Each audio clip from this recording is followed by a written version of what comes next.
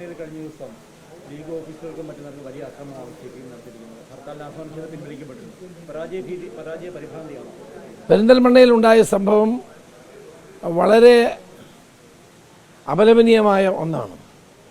ലീഗിൻ്റെ ഓഫീസ് തകർക്കുക, ലീഗ് പ്രവർത്തകരെ മർദ്ദിക്കുക, UDF പ്രവർത്തകന്മാർക്ക് നേരെ ഭീഷണി ഉയർത്തുക എന്നുള്ള പെരിന്തൽമണ്ണയിൽ മാത്രമല്ല, ഈ തെരഞ്ഞെടുപ്പ് പരാജയത്തിന് ശേഷം കേരളത്തിൻ്റെ പല ഭാഗത്തും ഇതുപോലെയുള്ള അക്രമ സംഭവങ്ങൾ CPM അരങ്ങേറുകയാണ്. ഈ അക്രമങ്ങൾ അവർ അവസാനിപ്പിക്കണം. തെരഞ്ഞെടുപ്പിൽ പരാജയപ്പെട്ടു എന്ന് കരുതി അക്രമത്തിൻ്റെ പാത സ്വീകരിക്കുന്ന ഒരിക്കലും ശരിയല്ല.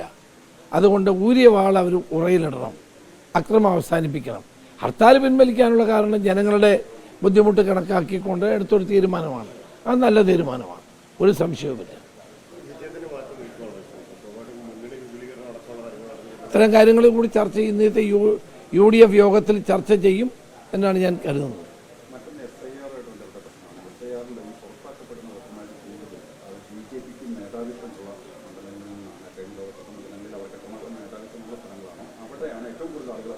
അല്ല, കരട് ലിസ്റ്റ് വന്നിട്ടില്ല. കരട് ലിസ്റ്റ് വന്ന ശേഷം അത് പരിശോധിച്ച് അതിനുള്ള നടപടികൾ ഞങ്ങൾ സ്വീകരിക്കും. കാരണം കരട് ലിസ്റ്റ് കാണാതെ നമുക്കത് പറയാൻ കഴിയില്ല. കരട് ലിസ്റ്റ് വന്നാൽ മാത്രമേ അതിന് ആരൊക്കെ മാറ്റപ്പെട്ടു, എവിടെയൊക്കെ മാറ്റപ്പെട്ടു എന്ന് കണ്ടെത്താൻ കഴിയുള്ളൂ. അതിനനുസരിച്ചുള്ള നടപടികൾ പാർട്ടി മുന്നണിയും സ്വീകരിക്കും. ശബരിമല സ്വർണ്ണക്കൊള്ളയിൽ ഇപ്പോൾ കൂടുതൽ വിശദാംശങ്ങൾ പുറത്തു വരുന്നു. അങ്ങ് തന്നെ ഈ സ്വർണ്ണക്കടത്ത് സംഘവുമായി ബന്ധപ്പെട്ടിട്ടും അതുപോലെ തന്നെ വിദേശ ബന്ധമൊക്കെ അറിയും. ഇക്കാര്യത്തിൽ എന്താണ് ഇതിന് ശബരിമല സ്വർണ്ണക്കടത്തുമായി ബന്ധപ്പെട്ട് അന്തർദേശീയ മാഫിയ ഇതിൻ്റെ പിന്നിലുണ്ട്.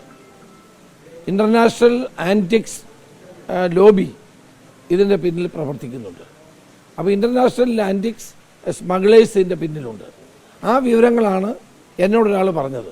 ആ വിവരങ്ങളാണ് ഞാൻ നമ്മുടെ SITക്ക് കൈമാറിയത്. SIT എനിക്ക് ആ വിവരം തന്ന ആളിൻ്റെ ഡീറ്റെയിൽസ് ഞാൻ കൊടുത്തപ്പോൾ അദ്ദേഹത്തെ വിളിച്ച് ചോദ്യം ചെയ്തു, വിവരങ്ങൾ ആരാഞ്ഞു എന്നാണ് ഞാൻ മനസ്സിലാക്കുന്നത്. അപ്പോൾ അത് സംബന്ധിച്ചുള്ള അന്വേഷണങ്ങൾ നടക്കുകയാണ്. വാസ്തവത്തിൽ ഇതൊരു വലിയ കൊള്ളയാണ്. 500 കോടിയിലധികം വരുന്നൊരു കൊള്ളയാണ് നടന്നിരിക്കുന്നത്. ഉന്നത തലത്തിലുള്ള ആളുകളുടെ പിന്തുണയില്ലാതെ ഈ സ്വർണം കടത്തിക്കൊണ്ടുപോകാൻ കഴിയില്ല. ആ ഉന്നത രാഷ്ട്രീയ നേതൃത്വത്തിലേക്ക് കാര്യങ്ങൾ എത്തണം. എത്തിയാൽ മാത്രമേ കൂടുതൽ കാര്യങ്ങൾ നമുക്ക് മനസ്സിലാക്കാൻ സാധിക്കുകയുള്ളൂ. യഥാർത്ഥ കള്ളന്മാർ ഇപ്പോഴും മറഞ്ഞു നിൽക്കുകയാണ്. യഥാർത്ഥ കള്ളന്മാരെ പുറത്തു കൊണ്ടുവരാനുള്ള നടപടിയാണ് SITയുടെ ഭാഗത്തു നിന്ന് ഉണ്ടാകേണ്ടത്.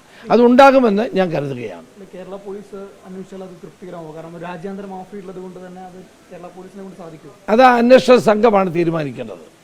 കാരണം ഇന്ന് SITയുടെ പ്രവർത്തനത്തിൽ അതൃപ്തിയൊന്നും ഞങ്ങൾക്കില്ല. എനിക്ക് അവരുടെ പ്രവർത്തനത്തിൽ ആ ഉദ്യോഗസ്ഥന്മാരുടെ ക്രെഡിബിലിറ്റിയുടെ കാര്യത്തിലും എനിക്ക് സംശയമില്ല. പിന്നെ അന്തർദേശീയ തലത്തിലുള്ള കാര്യങ്ങൾക്ക് അവർക്ക് അന്വേഷിക്കാനുള്ള ജൂറിസ്ഡിക്ഷൻ ഉണ്ടോ എന്നുള്ളത് പരിശോധിക്കപ്പെടേണ്ടതാണ്. അത് SIT തന്നെയാണ് പറയേണ്ടത്. ഏതായാലും ശരി, ഈ സ്വർണ്ണക്കള്ളക്കടത്തുമായി ബന്ധപ്പെട്ട് ഇതുവരെയുള്ള സംഭവങ്ങൾ പരിശോധിച്ചാൽ സർക്കാരിൻ്റെ കള്ളക്കളി ഇതിൻ്റെ പിന്നിലുണ്ട്. പലരെയും രക്ഷിക്കാൻ സർക്കാർ ശ്രമിക്കുകയാണ്. അതുകൊണ്ടാണ് അറസ്റ്റ് ചെയ്യപ്പെട്ട 2 മുൻ ദേവസ്വം ബോർഡ് പ്രസിഡന്റുമാർ അവർക്കെതിരെ ഇതുവരെ ഒരു നടപടിയും പാർട്ടി എടുത്തിട്ടില്ല. എന്തുകൊണ്ടെടുക്കുന്നില്ല? ആ വലിയൊരു ചോദ്യമല്ലേ. എന്തുകൊണ്ട് തൊണ്ടി മുതൽ കണ്ടെത്തുന്നില്ല? കാരണം തൊണ്ടി മുതൽ എവിടെ പോയി? ഒരാളിനെ അറസ്റ്റ് ചെയ്ത് കഴിഞ്ഞാൽ നമ്മുടെ ക്രിമിനൽ നടപടി ചട്ടം അനുസരിച്ച് തൊണ്ടി മുതൽ കണ്ടെത്തണം. തൊണ്ടി മുതൽ കണ്ടെത്തിയോ? എവിടെയാണ് സ്വർണമെന്ന് കണ്ടെത്തിയോ? അപ്പോൾ ആ നിലയിലേക്ക് കാര്യങ്ങൾ മുന്നോട്ട് പോകണം. യഥാർത്ഥ വസ്തുത കണ്ടെത്തേണ്ടിയിരിക്കുന്നു. യഥാർത്ഥ കുറ്റവാളികളെ നിയമത്തിന് മുമ്പിൽ കൊണ്ടുവരുന്നത് വരെ ഞങ്ങൾ ഈ പോരാട്ടം തുടരും. ലോകത്തെവിടെയായാലും ഏത് സമയത്തും 24 വാർത്തകളും ഓഗ്മെന്റഡ് റിയാലിറ്റി പാക്കേജുകളും എക്സ്പ്ലെയിനറുകളും വിശദമായി കാണാൻ ഞങ്ങളുടെ YouTube ചാനൽ നിങ്ങൾക്ക് സബ്സ്ക്രൈബ് ചെയ്യാം.